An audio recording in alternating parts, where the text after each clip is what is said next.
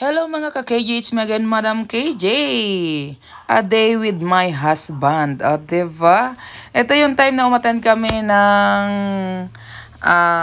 binyagan.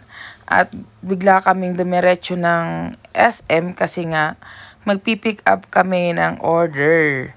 At dito nga ay sinubukan namin kumain dito sa isang Japanese restaurant. At ako naman ay trying hard gumamit ng chopstick. O, diba? At kaya makikita nyo dyan, puro kain lang ako dyan. Kasi nga yung chopstick dyan ang pinag-aaralan ko. O, diba? At dito nga ay umorder kami ng pagkain at iba't ibang klase. Sabi ko, titingnan namin kung ano nga yung magustuhan namin.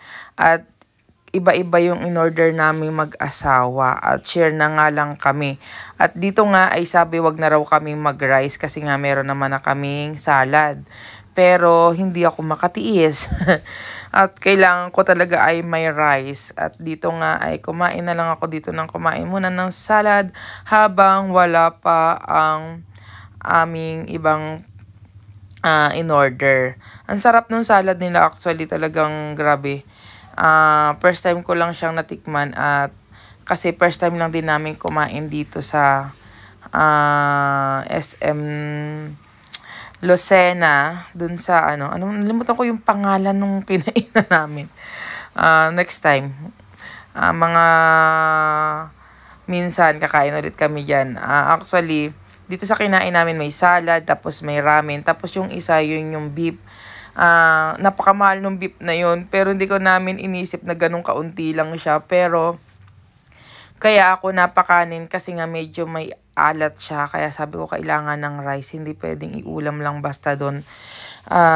Talaga namang nagulat kami dun sa servings nun kasi nga ang konti lang, pero siguro kaya konti lang yun gawa nga ng medyo may alat. Kaya yun, umorder na lang talaga ako ng kanin, pero doon lang ako parang medyo hindi sa servings. Pero okay naman yung lasa.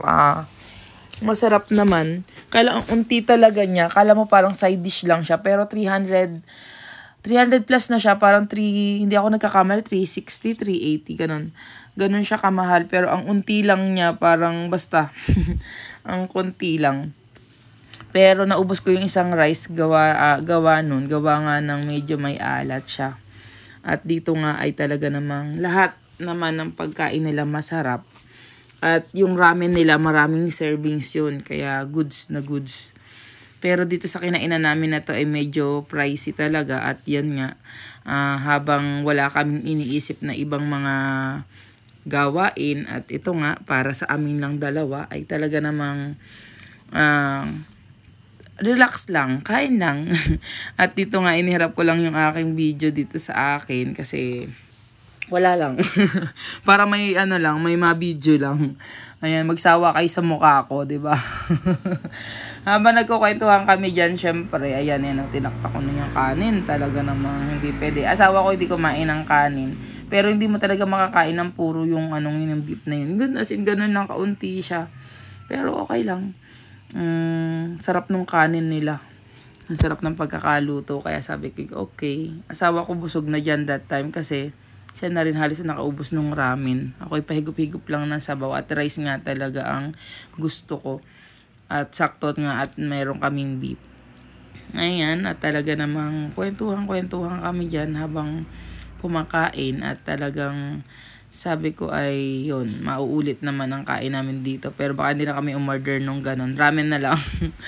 At yung ibang, kain salad. Ang sarap talaga ng salad nila. At nalimutan ko lang yung pangalan dito. Yun yung kinainan namin na to. Ito yun sa may, saan nga ba itong part? Sa may BDO nga ba ito? Basta yun doon yun. At ito na nga, utay-utay na lang namin inuubos kasi ang dami din namang servings talaga nung salad. Tapos yung ramen, yun lang talagang beef na yun ang kakaunti at inuunti-unti na nga lang namin talagang maubos to. Talagang, ayun, meron pa kami nung isang nando sa kabilang side at talagang busog na kami. Kaya lang hindi pwedeng magtira at sayang naman. Pero kaya pa naman, unti-untiin lang. At talagang yummy naman lahat ng kanilang pagkain. Tapos yung drinks, nag-share na lang kami. Sabi ko, kailangan share na lang kami. Gawa nga ng marami na rin naman kami nakain. Ayan. Ang kagandahan pag kayong dalawa ay magkasama at kayo lang talaga, ayun, yung mga goal nyo sa buhay, yung mga gusto nyo mangyari ay napapag-usapan yung dalawa. At saka yung mga plano, kung ano ba yung dapat naming step by step na gawin para ma-meet namin yung gusto namin. Kaya ngayon, ayan, tutok lamang. Ako, school bahay, luto, palengke, yun na lang aking napupuntahan. At saka yung aking craft room, busy-busy kasi pamparelax ko din yun.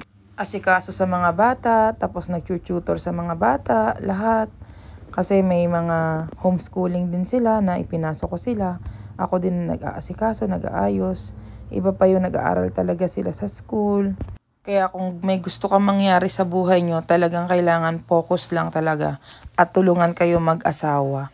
Hindi pwedeng isa lang ang kakayod. Kailangan talagang magtulungan kayo, suportahan sa lahat. Kaya ngayon, ayan, talagang limited na kami muna sa mga labas-labas. Lumabas man kami, kaming dalawa or kasama ang pamilya. Kaya yun na lang muna sa ngayon kasi talagang yung oras namin ay kulang pa.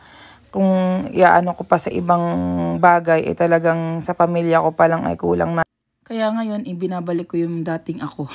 Yung dating bahay, yung talagang focus lang muna sa mga goal sa buhay at saka priority yung aking sarili na maging mas malakas at maging okay at saka yung aking mga anak, asawa.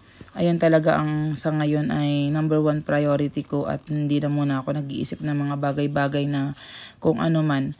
Kasi kahit ano naman mangyari, at the end of the day, kayo lang din naman mag-asawa talaga ang magkasama, kayo na mga anak mo.